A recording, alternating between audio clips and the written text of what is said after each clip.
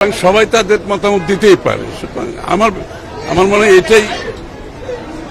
আমার মনে হয় এটাই গণতন্ত্রের বড় পাওনা আমাদের, যে সবাই তাদের মতামত দিতে পারবে এবং আমাদেরকে আবার এগিয়েও যেতে হবে।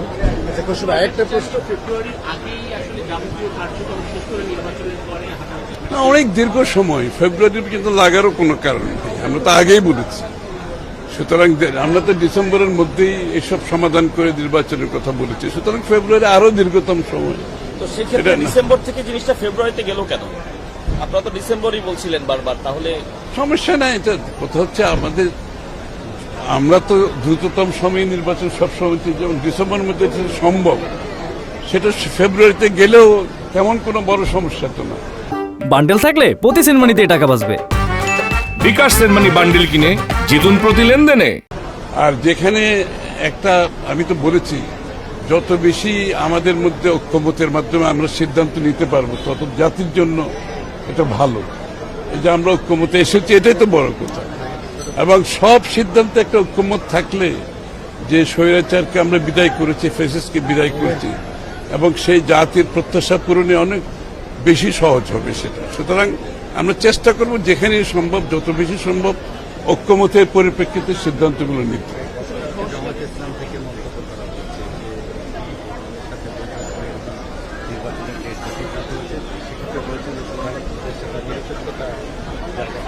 আমি তো আগেই বলেছি, এটা প্রত্যেকের তাদের মতামত দেওয়ার অধিকার আছে, দিতেই পারে। ভাই লাস্ট একটা প্রশ্ন, সেটা হচ্ছে যে অ্যাক্টিং চেয়ারম্যানের সঙ্গে তো প্রধান উপদেষ্টা একদম 1-to-1 বৈঠক করেছে। হ্যাঁ, সেই বৈঠকে আসলে আপনি তো নির্বাচনের কথা বলেছেন, এরপরে তো নিশ্চয়ই অ্যাক্টিং চেয়ারম্যানের সঙ্গে কথা হয়েছে। সেই ক্ষেত্রে আসলে কি এখন কি পুরোপুরি নির্বাচনের প্রস্তুতির কথা বলেছেন কিনা, তার বার্তাটা কি এখন? না, নির্বাচনের দিনক্ষণ যখন নির্বাচন কমিশন ঘোষণা করবে, তো নির্বাচনের দিকেই তো যাবে, স্বাভাবিক না?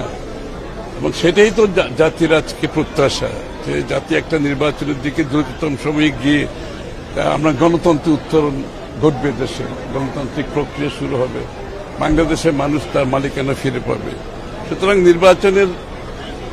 যখনই নির্বাচন কমিশন নির্বাচনের দিনক্ষণ ঘোষণা করবে, স্বাভাবিকভাবে জাতি নির্বাচনের সেই টানেলে প্রবেশ করবে এবং সেদিকে এগিয়ে যাবে। নির্বাচনের জন্য প্রস্তুতি হচ্ছে, কিন্তু অ্যাক্টিং চেয়ারম্যানের কি কোনো পরামর্শ বা কোনো মতামত ছিল যে নির্বাচনী পরিবেশটা যেন সুষ্ঠুভাবে তৈরি করা হয়, আইন শৃঙ্খলা বাহিনী কতটা প্রস্তুত, নিরপেক্ষতা, এই বিষয়গুলো নিয়ে তার কোনো পরামর্শ? না, আমরা তো স্বাভাবিকভাবে প্রত্যাশা করবো, এটা তো বলার দরকার নেই, আলোচনার দরকার নেই।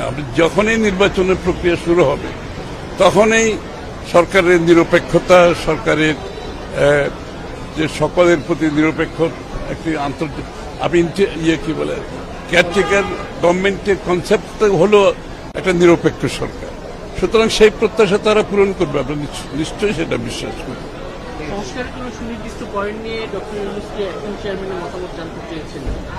না, সংস্কারের ব্যাপারটা তো আমি আগেই বলেছি, এবং ডক্টর ইউনূস সাহেবও বলেছেন, জনাব তারেক রহমান সাহেবও বলেছেন, আমাদের সকল নেতৃবৃন্দ একই কথা বলছে, যেখানে ঐক্যমত যতটুকু হবে ততটুকু সংস্কার হবে, এবং বাকি অংশটা আমরা নির্বাচনের মাধ্যমে জাতির কাছে নিয়ে যেতে হবে।